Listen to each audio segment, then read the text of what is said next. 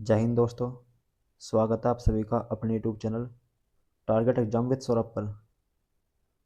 चलिए शुरू करते हैं आरआरबी एनटीपीसी के लिए जीके और जीएस का सेट नंबर 34।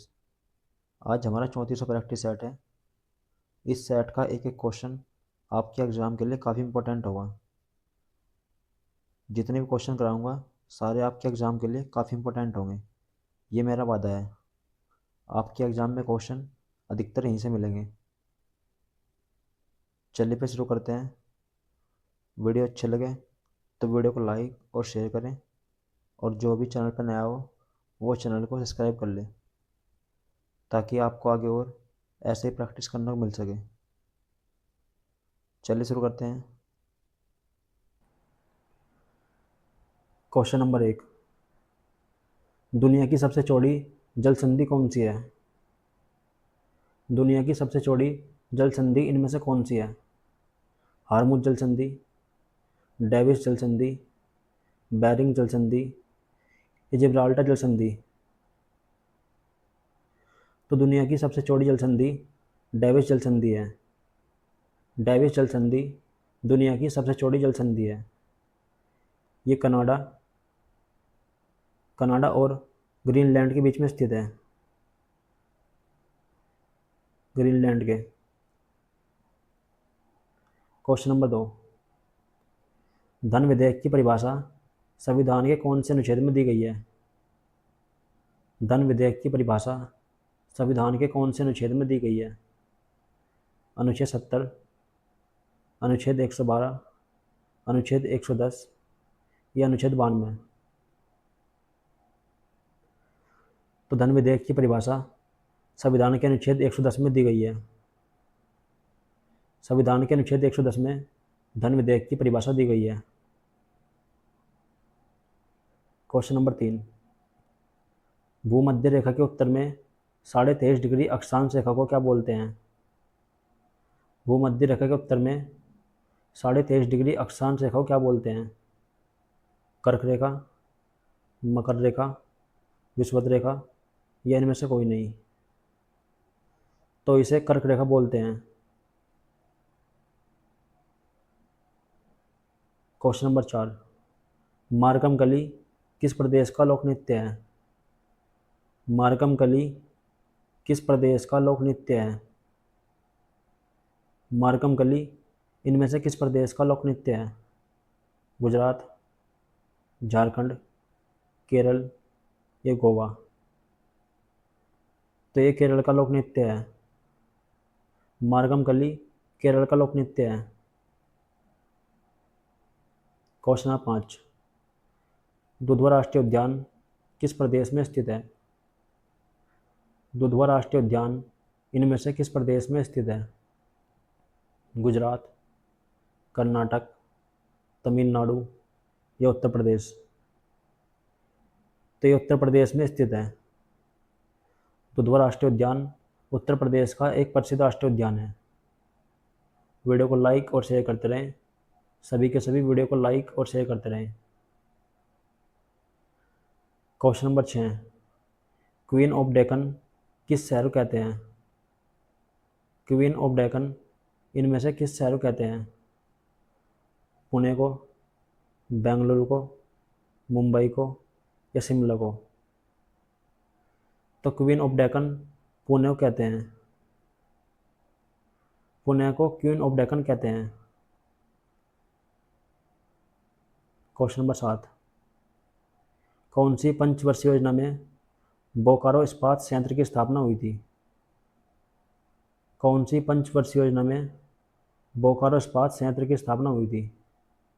दूसरी में, चौथी में, तीसरी में या पांचवी में? तो बोकारो इस्पात संयंत्र की स्थापना तीसरी पंचवर्षीय योजना में हुई थी। बोकारो इस्पात संयंत्र की स्थापना तीसरी पंचवर्षीय योजना में हुई थी। क्वेश्चन नंबर 8, आरबीआई के प्रथम गवर्नर कौन थे? आरबीआई के प्रथम गवर्नर इनमें से कौन थे? सर ओसबोर्न स्मिथ, सी राजगोपालचारी, रघुराम राजन या इनमें से कोई नहीं? तो आरबीआई के प्रथम गवर्नर सर ओसबोर्न स्मिथ थे।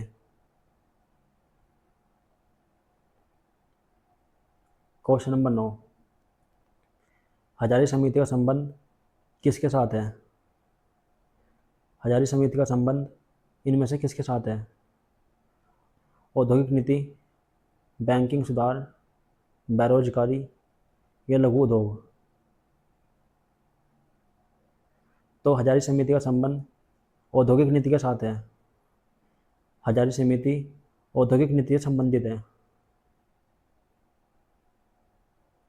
क्वेश्चन नंबर 10, अंतर्राष्ट्रीय मुद्रा कोष की स्थापना किस वर्ष हुई थी? अंतर्राष्ट्रीय मुद्रा कोष की स्थापना किस वर्ष हुई थी? 1968, 1975, 1928 या 1945?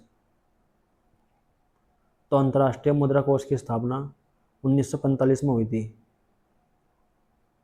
अंतर्राष्ट्रीय मुद्रा कोष की स्थापना 1945 में हुई थी। इसका मुख्यालय अमेरिका में स्थित है।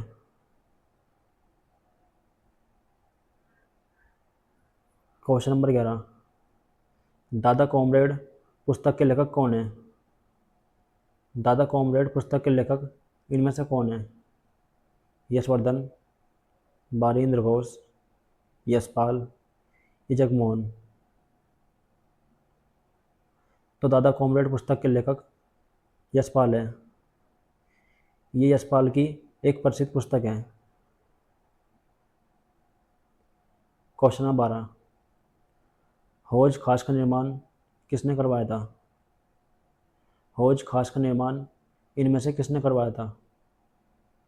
फिरोज तुगलक, अलाउद्दीन खिलजी, हुमायूं या अकबर? तो हौज खास का निर्माण अलाउद्दीन खिलजी ने कराया था। अलाउद्दीन खिलजी ने हौज खास का निर्माण कराया था। ये दिल्ली में स्थित है। हौज खास दिल्ली में स्थित है। क्वेश्चन नंबर 13, वीडियो को लाइक और शेयर करते रहें। सारे क्वेश्चन आपके एग्ज़ाम के लिए इम्पोर्टेंट है, तो वीडियो को ध्यान से देखना शुरू से लेकर एंड तक।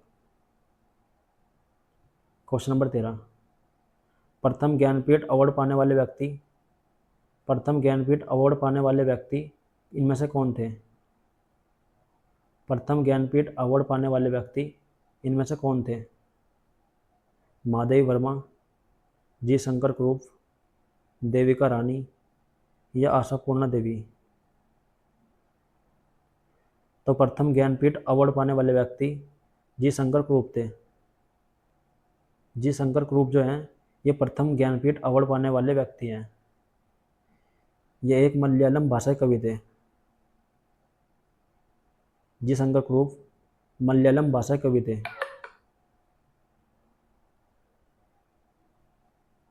क्वेश्चन नंबर 14, डूरंड रेखा किन दो देशों के बीच में स्थित है? डूरंड रेखा किन देशों के बीच में स्थित है? पाकिस्तान और अफगानिस्तान, भारत और चीन, भारत और पाकिस्तान, पाकिस्तान और चीन? तो डूरंड रेखा पाकिस्तान और अफगानिस्तान के बीच में स्थित है। ये पाकिस्तान और अफगानिस्तान के बीच में स्थित है। क्वेश्चन नंबर 15, इनमें से कौन एक प्रसिद्ध वीणा वादक थे? इनमें से कौन एक प्रसिद्ध वीणा वादक थे? दयाशंकर, राजेंद्र कुलकर्णी, बालचंद्रन या असद अली खान? तो बालचंद्रन जो हैं ये एक प्रसिद्ध वीणा वादक थे। बालचंद्रन एक वीणा वादक थे। क्वेश्चन नंबर 16, भारत का सबसे ऊंचा जल भारत का सबसे ऊंचा झरना कौन सा है? भारत का सबसे ऊंचा झरना इनमें से कौन सा है? जोग जलप्रपात, पलानी जलप्रपात, लोध जलप्रपात या इनमें से कोई नहीं? भारत का सबसे ऊंचा झरना जोग जलप्रपात है। ये भारत का सबसे ऊंचा झरना है। ये कर्नाटक में स्थित है। जोग जलप्रपात कर्नाटक में स्थित है। क्वेश्चन नंबर 17, कलीम उल्ला किस वंश के अंतिम शासक थे? कलीम उल्ला इनमें से किस वंश के अंतिम शासक थे? खिलजी वंश, चोल वंश, सैयद वंश या बहमनी वंश? तो ये बहमनी वंश के अंतिम शासक थे। कलीम उल्ला बहमनी वंश के अंतिम शासक थे।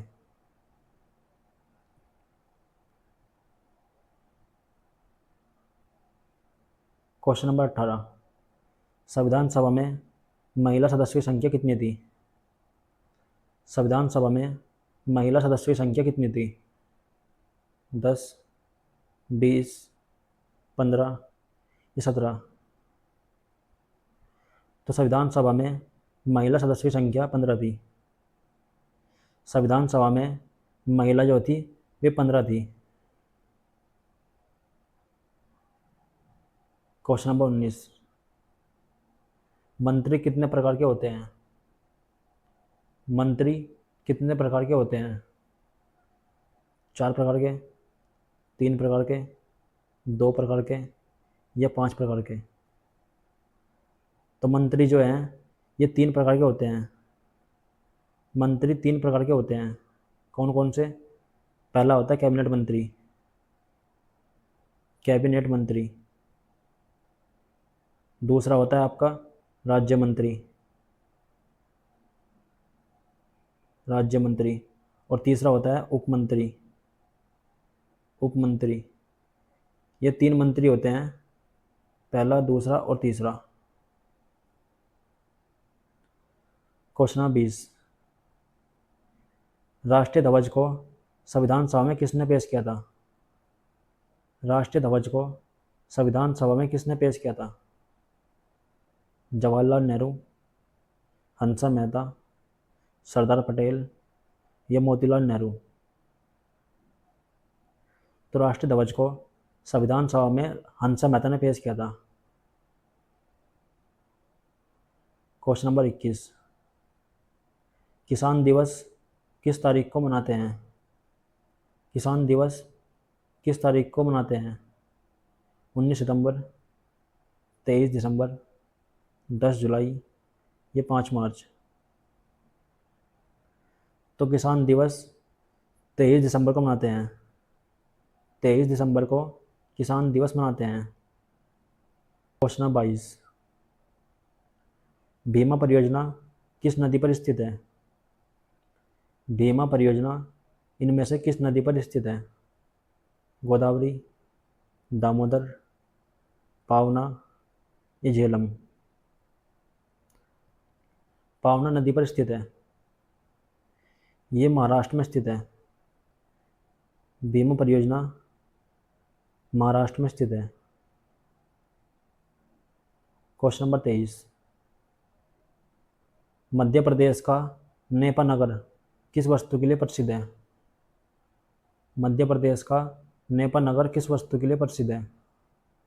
ग्रेनाइट के लिए, अखबारी कागज़ के लिए, भारतीय नोट कागज़ के लिए या कोयले के लिए? तो नेपा नगर जो है ये अखबारी कागज़ के लिए प्रसिद्ध है।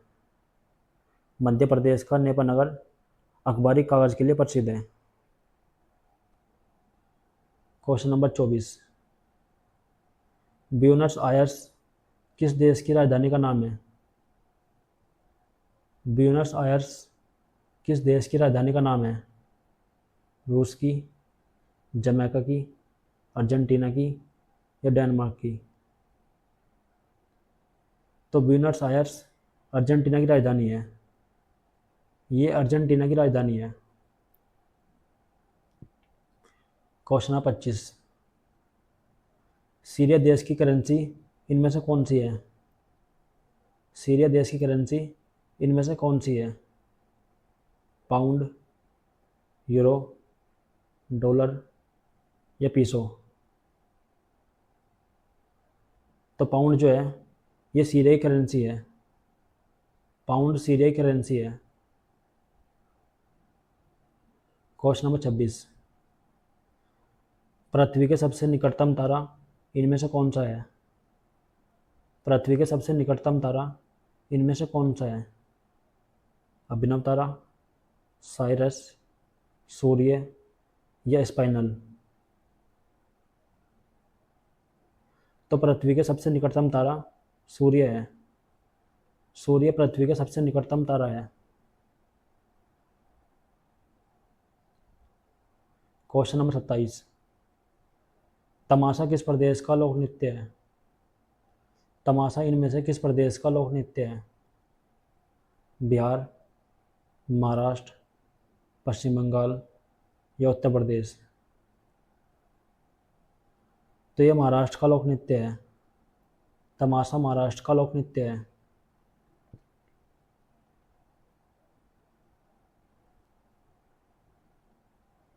Question number 28।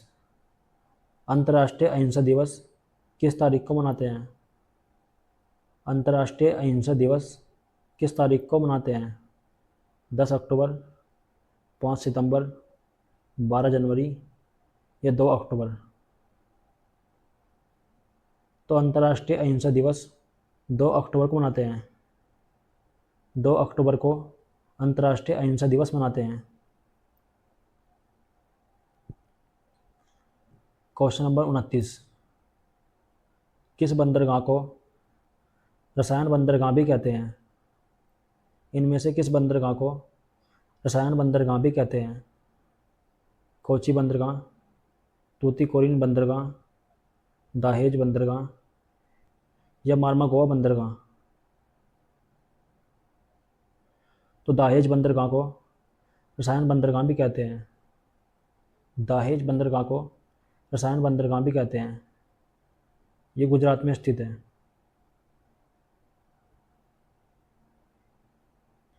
Question number 30। आज का अंतिम क्वेश्चन है, इनमें से कौन सा एक बैंक पहले फाइनेंस कंपनी होता था? इनमें से कौन सा एक बैंक पहले फाइनेंस कंपनी होता था?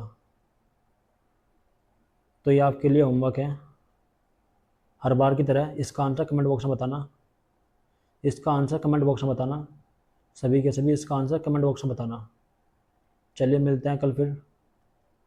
वीडियो अच्छी लगी हो तो वीडियो को लाइक करें और वीडियो को अधिक से अधिक शेयर करें।